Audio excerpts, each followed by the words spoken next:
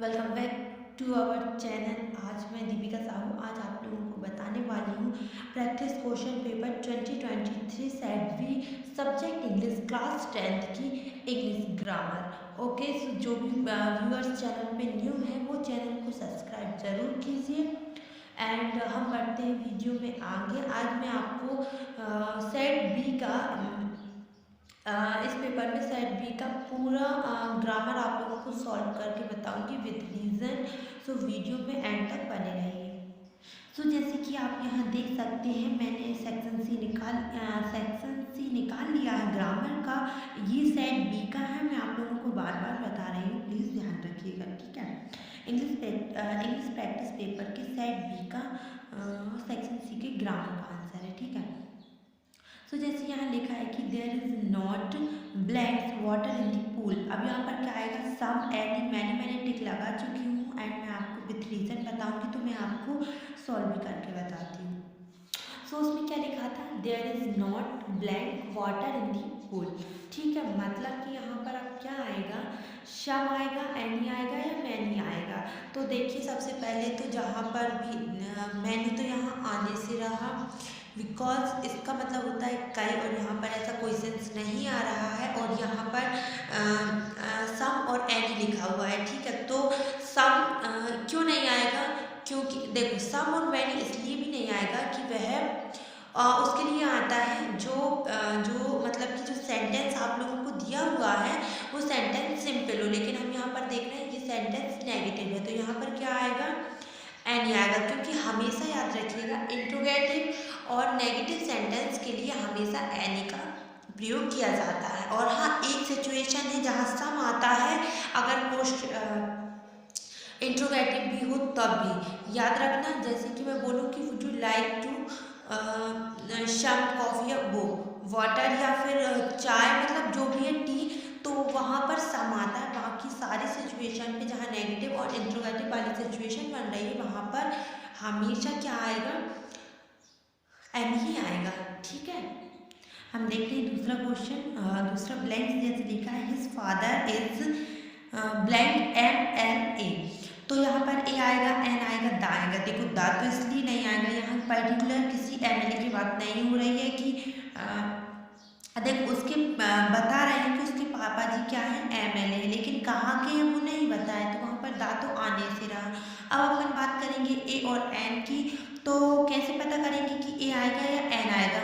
तो जहाँ पर भी एन ए या एन में से कोई आएगा, जैसे कि एन कहाँ आता है, अगर AIEOU आता है तो, और हाँ स्वर का प्रोनाउंसिएशन होता है, वोवल का प्रोनाउंसिएशन होता है, वहाँ पर एन आता है। और जहाँ पर ये एन नहीं आएगा वहाँ पर ए आ जाएगा। तो ठीक है, तो हम देखेंगे ये क्या लिखा है, MLA, एम जो कि वोवेल नहीं है, लेकिन जब हम एम को पढ़ते हैं तो क्या बोलते हैं, देखो एम को पढ़ेंगे तो अपन क्या लिखते हैं, मतलब जैसे मैं लिख के बता दूँ, एम को मैंने क्या लिखा, एम, और ए क्या है, एक स्वर है।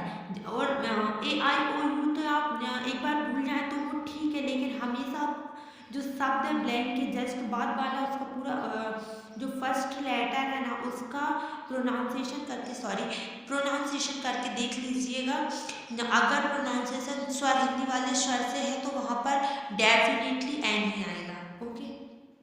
तो यहाँ पर क्या आएगा, एन ही आएगा, ठीक है। कंफ्यूज मत होइएगा पेपर में, सिर्फ फर्स्ट लेटर का आप उच्चारण करके देख लीजिए। और एक बार मैं तो ये बोलूँगी कि लिख कर देख लेना, क्योंकि गलती हुई तो नंबर कट जाएंगे। सो यहाँ पर एन ही आएगा, ठीक है, ये मैंने बता दिया है, और इसमें एन आएगा। जैसे ये लिखा है भोपाल इज, थर्ड देखेंगे, भोपाल इज लार्जर, क्या आएगा, ब्लैंक है, इसके बाद ब्लैंक है, इसके बाद क्या है, ग्वालियर लिखा हुआ है, तो फ्रॉम आएगा, टू आएगा, देन आएगा। देखो लार्जर यहाँ पर साफ साफ दिखाई दे रहा है कि यहाँ पर कंपैरेटिव डिग्री की बात हो रही है। इसमें क्या बताया जा रहा है कि भोपाल बड़ा है, लार्ज है, किससे, ग्वालियर से, ठीक है। तो यहाँ पर जब भी कंपैरेटिव डिग्री की बात होती है और कंपैरेटिव डिग्री का सेंटेंस आता है तो देन लगाते हैं, इसलिए यहाँ पर देन आएगा। और सिंपल सी बात है, आप तो याद देख लीजिएगा, क्योंकि ये लार्ज होता है और यहाँ पर लार्जर लिखा है, ठीक है। तो यहाँ पर क्या हो रहा है, कंपैरिजन हो रहा है, तो जहाँ पर भी कंपैरिजन होता है वहाँ पर देन आता है, ठीक है। तो हम यहाँ पर क्या लिखेंगे, देन। कंपैरेटिव डिग्री पढ़ी होगी, जिसने भी नहीं पढ़ी मेरे को कमेंट में बताना, तो मैं बोर्ड एग्जाम के पहले वो भी समझा दूंगी, उसकी वीडियो भी लेकर आऊँगी, ठीक है। इसका भी पार्ट 3 आएगा, मतलब सेट सी का पूरी ग्रामर आएगी, तो आप लोग वो वाला भी देख लें, क्योंकि ये सेट चारों सेटों की मतलब या इसमें 4 सेट है। मैंने फर्स्ट सेट की भी वीडियो बना दी है, आप लोगों को अगर उसे देखना है ना, क्योंकि उसमें से और इसमें से ये चारों सेटों में से चारों पार्ट आप लोग ध्यान से देखिएगा, क्योंकि इनमें से ही ग्रामर आनी है, और इनमें से ग्रामर आनी तो है, और अगर जैसे नहीं आ पा रहा है या बाई चांस नहीं आएगा पेपर में, तो इसी टाइप से ही आएगा। तो जैसे लिखा है कि द रिपोर्ट वाज, मैं डिस्क्रिप्शन में लिंक दे रही हूँ, आप लोग फर्स्ट पार्ट भी देख लीजिएगा, क्योंकि उसमें भी मैंने पूरा ग्रामर ही समझाया है। ज़्यादा टाइम वेस्ट नहीं होगा, 10 से 12 मिनट की वीडियो है वो भी। द रिपोर्ट वाज ब्लैंक से इसके बाद लास्ट वीक, अभी आपको क्या भरना है इसमें, राइट, रोट और रिटर्न। तो यहाँ पर देखेंगे कि बात क्या हो रही है, देखो राइट तो आने से रहा, वो तो आएगा ही नहीं, क्योंकि ये प्रेजेंट इंडेफिनिट टेंस नहीं है, इसमें बात लिखा है, ठीक है। और हाँ, अपन देखेंगे, एक मिनट रुकना, मैंने पूरा रिसॉल्व करके रखा है, आप लोग इसका स्क्रीनशॉट भी ले सकते हैं, मैं स्क्रीनशॉट आप लोगों के लिए पोस्ट अपलोड कर दूँगी, आप लोग देख लीजिएगा, ठीक है। तो यहाँ पर लिखा है जैसे द रिपोर्ट वाज ब्लैंक से लास्ट वीक, तो राइट तो आने से रहा, क्योंकि पास्ट की बात हो रही है, तो ये प्रेजेंट इंडेफिनिट टेंस की हेल्पिंग वर्ब होती है फर्स्ट मैन वर्ब, तो ये तो आने से रहा। अब रोट और रिटर्न में से देखेंगे, ठीक है। तो मेरे को बताइए कि जब भी वाज आता है तो अपन को लगता है कौन से टेंस की बात हो रही है, पास्ट कंटिन्यूअस की बात हो रही है, ठीक है। लेकिन आप देखेंगे यहाँ पर कोई आईएनजी नहीं दी है, तो अपन इससे ये एग्जैम्पशन लगा सकते हैं कि ये एक्टिव वॉइस नहीं है, ये पैसिव वॉइस है, समझ रहे हैं। तो पैसिव वॉइस में हमेशा कौन सी हेल्पिंग वर्ब आती है, थर्ड नंबर की, तो यहाँ पर क्या आएगा, रिटर्न।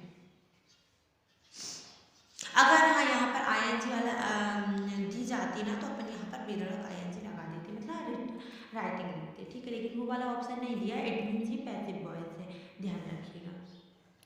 अब ये क्या लिखा है, I have been here Monday, ठीक है, दिया हुआ है। अब यहाँ पर सिंस आएगा, 4 आएगा, 2 आएगा, मैंने टिक लगा दिए, और आप लोग इसको स्किप मत कीजिएगा, क्योंकि इसका रीज़न जान लीजिएगा, क्योंकि अगर ये वाला सेंटेंस नहीं आया और इसी टाइप से दूसरा आया तो कन्फ्यूज़न होगा आप लोगों को, इसलिए बोल रही हूँ, बाकी आप लोगों की मर्जी। तो इसमें क्या क्यों आएगा सिंस, देखो इसमें क्या लिखा है, आई हैव बीन हेयर और ब्लैंक से इसके बाद मंडे, सिंस 4 8 दिया है, ठीक है। तो 8 तो आएगा नहीं, कहीं से कहीं तक नहीं। क्यों नहीं आएगा, क्योंकि आप कॉमन सी मतलब दिमाग लगाइए, कॉमन सी बात है ये कि हैव बीन लिखा है, इसका मतलब ये कौन सा टेंस है, प्रेजेंट परफेक्ट कंटिन्यूअस टेंस है, और जब भी वो बातें होती है प्रेजेंट परफेक्ट कंटिन्यूअस की, तो माइंड कहाँ जाता है, सिंस और 4 पे, ठीक है। सिंस और 4 पे गया, अभी सिंस और 4 में से क्या आएगा, तो मैं आप लोगों को बता दूं कि जैसे कि मंडे लिखा है तो क्लियर पता चल रहा है कि सोमवार की बात हो रही है, तो यहाँ पर सिंस आएगा। हाँ, अगर यहाँ पर लिखा होता कि 2 डेज से, तो फिर 4 आता।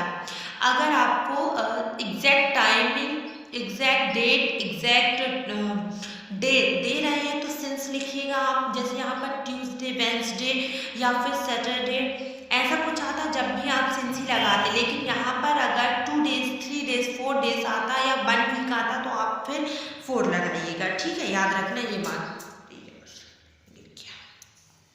तो यहाँ पर क्या आएगा, सिंस आएगा, राइट से कर दूँ, ठीक है। अब ये लुक ब्लैंक यू लीव, अब ये कहावत है, तो इसमें अब डेफिनेटली बिफोर आएगा। इसकी क्या कहावत थी कि गड्ढे में देखकर छलांग लगानी चाहिए, ठीक है। तो गड्ढे में छलांग लगाने से पहले देख लेना चाहिए, मतलब इसमें बिफोर ही आएगा, और ये निश्चित इसलिए क्योंकि ये एक कहावत है, ये बिफोर ही आता है इसमें, ठीक है। तो मैं यहाँ पर क्या लिख देती हूँ, इसमें क्या लिखाएगा, बिफोर। तो 7 क्वेश्चन हो गया है कंप्लीट। अभी देखेंगे question number 8, do as directed, any type करना रहता है, मैं आपको पूरे समझा दूंगी, अगर बाई चांस इस टाइप से आए तो आपको समझ आ जाएगा। does not make on time, if she does not come on time she will miss the train. अब इसमें rewrite the sentence using unless in place of if, मतलब क्या करना है आपको unless का यूज़ करना है किसकी जगह पे, if की जगह पे। बहुत सिंपल है, करके बताती हूँ। जैसे इसमें लिखा हुआ है, मैं डायरेक्ट सॉल्व करती हूँ। आप लोगों को पहले ये बता देती हूँ कि इफ़ का और अनलेस का मतलब क्या होता है। तो इफ़ का मतलब क्या होता है कि यदि, और अनलेस का मतलब यदि नहीं, ठीक है। तो जब ही इसमें लिखा है फर्स्ट सेंटेंस देखना, क्योंकि इसमें ही करना है जो कुछ।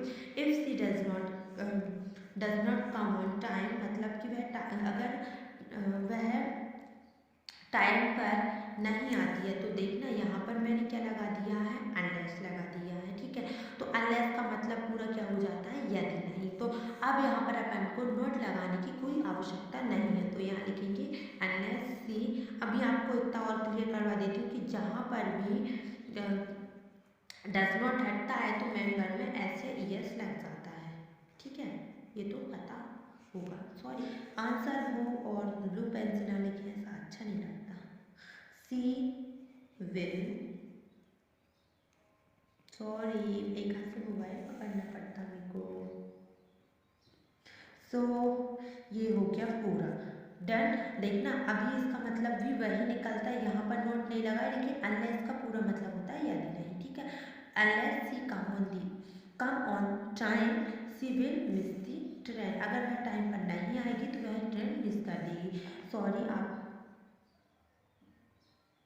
तो ये हो गया डन, ठीक है। अभी नेक्स्ट देख, तो इसमें क्या लिखा है, he has taken teammate interrogative, अपन को इंट्रोगेटिव बनाना है, ठीक है। और इसका एक बहुत अच्छा फॉर्मूला बताऊँ, अदला बदली। जैसे मैं बोलती हूँ हमेशा कि सब्जेक्ट और हेल्पिंग वर्ब की अदला बदली कर दो, देन फाइन। देखना मतलब क्या होता है कि ये नहीं बोल रही हूँ, मेरी लैंग्वेज में समझा रही हूँ। अगर याद नहीं रहता है तो सिंपल सा लॉजिक है।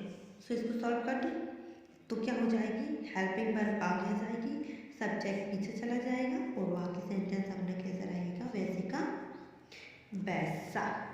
अरे यार प्रॉब्लम होती है, हैंड राइटिंग खराब आने लगती है एक हाथ से मोबाइल पकड़ के, ठीक है। अभी देखते हैं थर्ड क्वेश्चन क्या लिखा है। Ishan agreed to dance with एस्मिक नेगेटिव। अभी आपको नेगेटिव बनाना है। सो क्या आएगा, ईशान। सेकेंड फॉर्म में तो पास्ट इंडेफिनिट की बात हो रही है, क्लियर। तो पास्ट इंडेफिनिट में जब नेगेटिव बनाते हैं तो क्या लगाते हैं, डिड नॉट। ये लग गया, डिड नॉट एग्री टू। अभी मैंने यहाँ डी क्यों नहीं लिखा, क्योंकि फर्स्ट फॉर्म आती है, ठीक है। जिसको भी टेंस वगैरह समझ नहीं आते हैं ना, मैंने प्लेलिस्ट बना दी है, चैनल पर जाओ, अपलोडेड है वीडियो पूरे टेंस की और ऐसी ट्रिक के साथ, तो प्रॉब्लम नहीं होगी। सिंपल, ये हो गया है क्लियर। अभी देखते हैं फोर्थ। सबसे पहले अपन ये वाला करेंगे, क्योंकि मैंने वहाँ पर गलती से पहले ये लिख लिया है, ठीक है। The garden was lovely flower, sorry, the garden has lovely flowers, the garden is in front of my house. अपन को फर्स्ट सेंटेंस पहले लिखना पड़ेगा, कैसा, द गार्डन। शायद ये वाला क्वेश्चन तो गूगल पे भी नहीं मिलेगा, ट्राई भी मत करना। In front of my house, which क्यों लगा रही हूँ, क्योंकि यहाँ पर गार्डन है मतलब कि नज़दीक है, तो यहाँ पर विच ही आएगा। The garden is in front of my house which has lovely, sorry, ठीक है। अब कौन सा वाला सॉल्व करेंगे, ये। He is rich, he is not happy. क्या करना है, combine the sentence using at. आपको एट का यूज करना है, और एट का मतलब क्या होता है, फिर भी, ठीक है। तो यहाँ पर क्या रहेगा कि ही इज रिच। यार प्रॉब्लम हो रही है, राइटिंग में मत जाना, राइटिंग ऐसी ही आती है गंदी सी। He is rich at, he is not happy, ठीक है। इसका मतलब क्या होगा, वह अमीर है फिर भी खुश नहीं है। सिंपल। देखना, I haven't seen Mohan since 6 year. Okay, इसको क्या करना है, करेक्ट द सेंटेंस। जैसे कि मैंने यहाँ पर लिख दिया I haven't seen Mohan since 6 year. तो यहाँ पर आप पहले तो ये दिमाग लगाइए, सॉरी, पहले तो आप ये दिमाग लगाइए कि कौन सा टेंस है। ये टेंस है प्रेजेंट परफेक्ट कंटिन्यूअस। तो प्रेजेंट परफेक्ट कंटिन्यूअस में सब कुछ सही है। हैज़ हैज़ या हैव हेल्पिंग वर्ब आती है अकॉर्डिंग टू सब्जेक्ट। आई यहाँ पर हैव हैवंट, ठीक है, ये नेगेटिव है। इसके बाद मैनर की थर्ड फॉर्म भी सही है, यहाँ तक तो ठीक है। फिर मोहन भी सही है। सिंस 6 ईयर, तो आपको मैं बता दूं, अभी मैंने ब्लैंक्स में भी इसकी बात की चर्चा की थी कि सिंस कहाँ आता है एग्जैक्ट टाइम के लिए। तो आपको पता चल रहा है कौन सी 6 साल की बात चल रही है यहाँ पर? नहीं, तो यहाँ पर क्या आएगा 4, क्योंकि एग्जैक्ट टाइम नहीं दिया है। तो यहाँ पर मैंने सॉल्व कर दिया है। तो मैंने ये सॉल्व कर दिया है। तो कभी भी याद रखिएगा कि एग्जैक्ट टाइम के लिए सिंस आता है। और जैसे कि आपको इतना समझ नहीं आ रहा है कि कौन सी टाइम की बात चल रही है, तो वहाँ पर आप बेधड़क 4 लगा दीजिएगा, ठीक है।